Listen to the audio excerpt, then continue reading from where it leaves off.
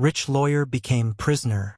James Carter was one of the most famous lawyers in New York City. Luxury cars, expensive watches, a penthouse apartment. He had everything people dream about. Every day, he defended rich businessmen in court and charged thousands of dollars for one case. But James had one bad habit. He believed money could hide every truth. One cold night, after winning another big case, James was driving home fast through the empty streets. His phone rang. He looked down for only 2 seconds. Then, a homeless old man crossing the road was hit by his car. James stopped in fear. The old man was badly injured but still breathing. Instead of calling for help, James panicked.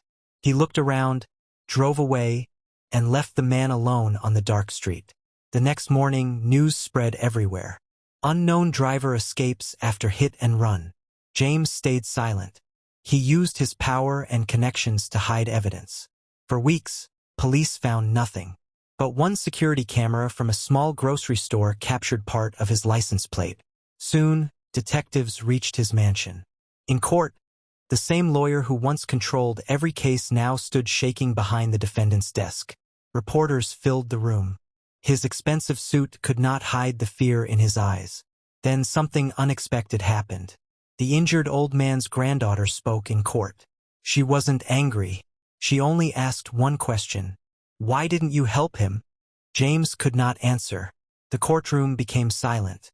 That question destroyed him more than prison bars ever could. The judge sentenced James to several years in prison for hit and run and evidence tampering. Inside prison, nobody cared he was rich before. No luxury cars. No bodyguards. No private office. Just a small gray cell and endless regret. Months later, James started teaching other prisoners how to read and understand the law. For the first time in his life, he helped people without asking for money. One rainy evening, he wrote a letter to the old man's granddaughter. I lost my freedom the night I lost my humanity. She never replied. But James finally understood something prison taught him better than success ever did. A man is not destroyed when he loses money. He is destroyed when he loses his conscience.